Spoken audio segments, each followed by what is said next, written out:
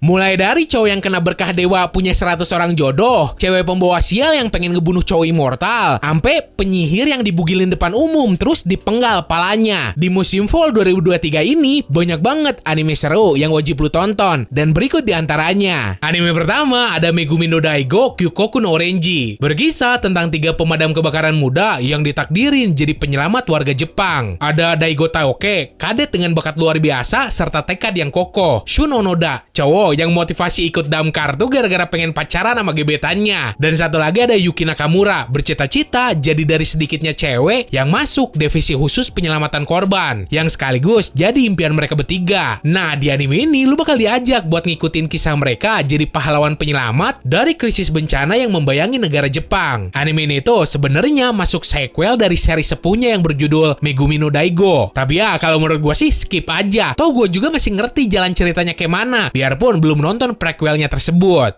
体が無事な人にはほんの少しだけ顔を上げさせる。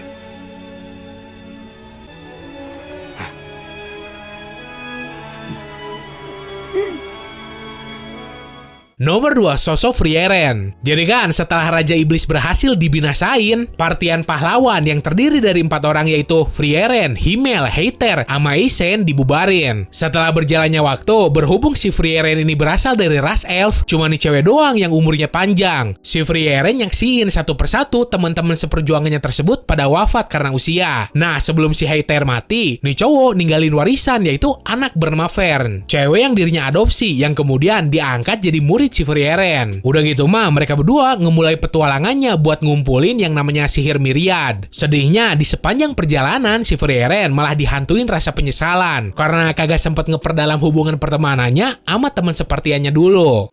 いつか君に見せてあげたい。そう、機会があればね。あるとは思っていたけど、まさかこれほどとはね。遅くなったね、ヒンメル。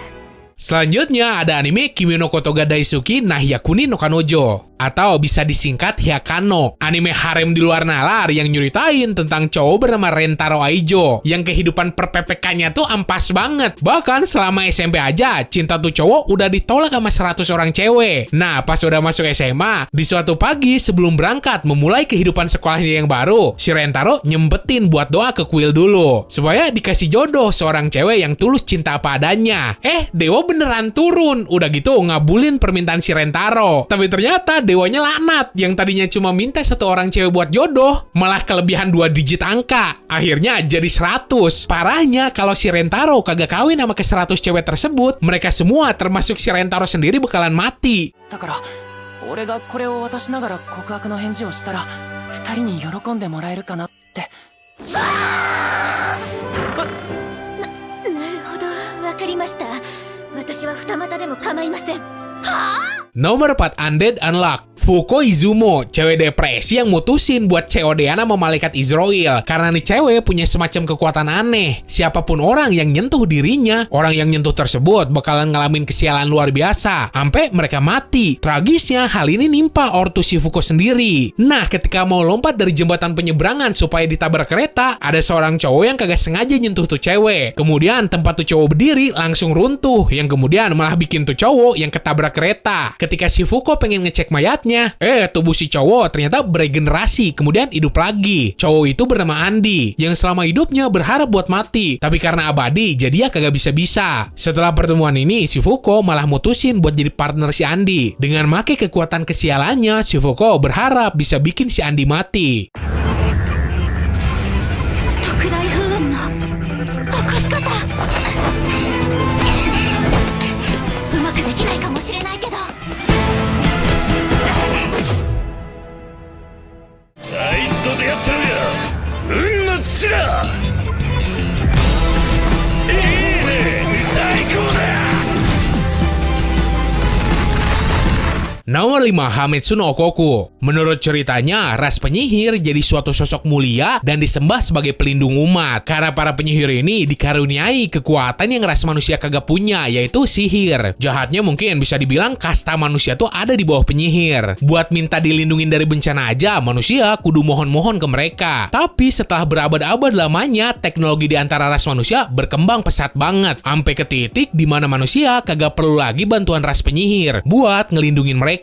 Nah, dilandasin rasa iri sekaligus keserakahan umat manusia buat jadi satu-satunya ras terkuat di bumi, mereka mutusin buat ngebantai seluruh ras penyihir. Nih anime tuh berfokus ke seorang cowok bernama Adonis. Doi itu manusia biasa tapi diadopsi sama penyihir bernama Chloe. Apesnya si Chloe juga kena bantai. Nah, mulai dari sini si Adonis dendam banget pengen ngancurin manusia.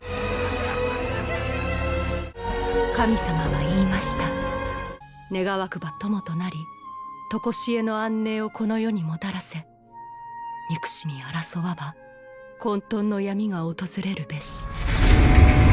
Nomor 6, Shangri-La Frontier. Rakuro Hizotome, seorang cowok yang punya hobi main game VR. Tapi game-game yang tuh cowok mainin aneh-aneh. Tenang, bukan game kentut, melainkan game yang terkenal jelek, mulai dari cerita, grafik, sampai banyak banget bugnya. Tapi pada suatu ketika setelah namatin satu game paling ampas, si Rakuro pengen rehat sejenak dan main game level dewa bernama Shangri-La Frontier. Di sini tuh cowok berusaha jadi yang terkuat buat namatin tuh game.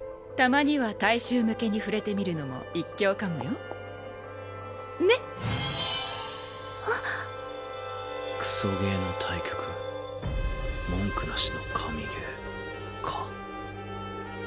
Nomor 7, Butan Oliver wa Kanetsushiro. Jadi kan ada seorang cowok otaku yang tiba-tiba mati gara-gara udah makan hati babi mentah. Entah bisa dibilang untung atau apes, nih cowok direinkarnasi lagi ke dunia lain, tapi sebagai seekor babi. Nih babi dipungut sama seorang cewek berambut pirang bernama Jess, yang ternyata cewek ini tuh bisa ngelakuin telepati dan ngerti si babi, biarpun cuma ngok-ngok doang. Kocaknya segala pikiran cabul si babi kebaca. Malahan nih babi seneng banget dipelakuin hina kayak babi. Dipanggil babi sama si Jess aja langsung ngaceng. Setelah ngelihat segala kebaikan si Jess, si babi mutusin buat jadi partner si Jess dan ngebalas budi segala kebaikannya. Sekalian pergi ke ibu kota buat nyari cara ngebalikin si babi jadi manusia. 困っている時だけ手を差し伸べてもらった方が燃えるんだ。裸もまあここぞという時まで取っておいてほしいかな。見たくないわけじゃないんですね。そこはモノローグです。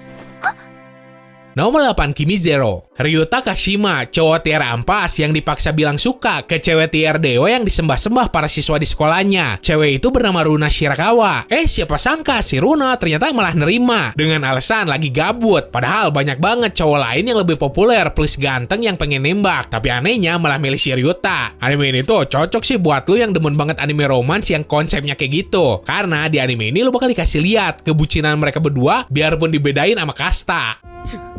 ちょっとだけなら。お待たせー。あれ、そこ開いてた？ねえ、これ見て。じゃーん、超可愛くない？ Nomor 9, Ragna Crimson. Di dunianya kan, ras naga tuh nguasain seluruh permukaan di bumi. Mulai dari langit, laut, sampai darat. Para manusia yang muak sama ketiranian para naga ini punya tujuan ngebinasain mereka. Udah jelas, para pemburu naga ini wajib punya kekuatan di atas manusia rata-rata. Salah satu yang udah berhasil ngecapai titik ini tuh, sang tokoh utama yang bernama Ragna, bareng sama partnernya yang bernama Crimson. Mereka berdua punya tujuan yang sama, yaitu ngancurin kemonarkian para naga. これ。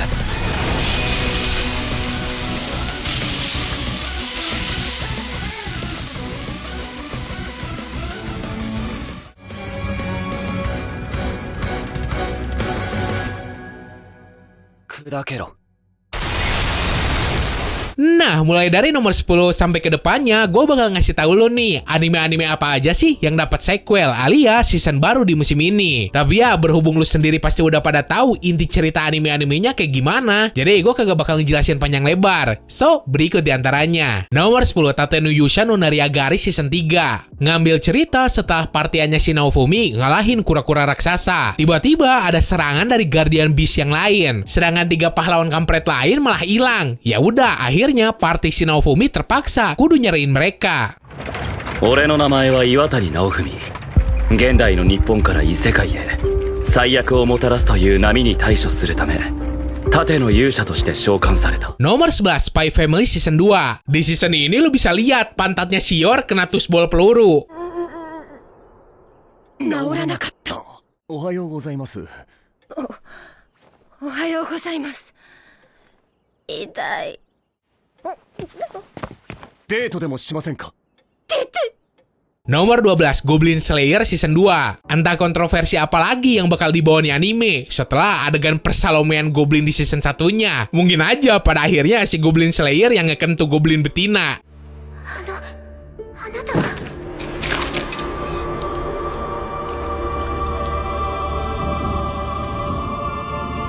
Goblin Slayer.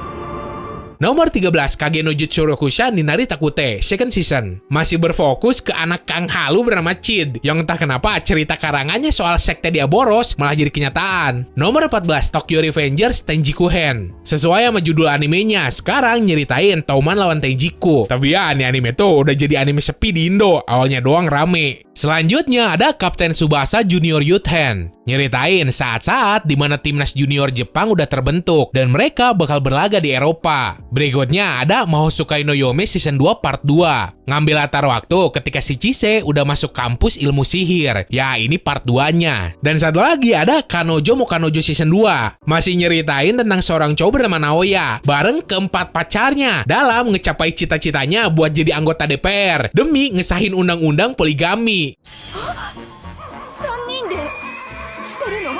するか！私たちの関係は健全ですから！ Oke, segitu aja buat hari ini. Seandainya ada anime lain yang kelewat, lu bisa tulis aja di kolom komentar. So, semoga lo enjoy dan bisa nambah daftar tontonan anime lo. Sekian dari gua, sorry kalau saya salah kata. Terus jangan lupa subscribe. Bye!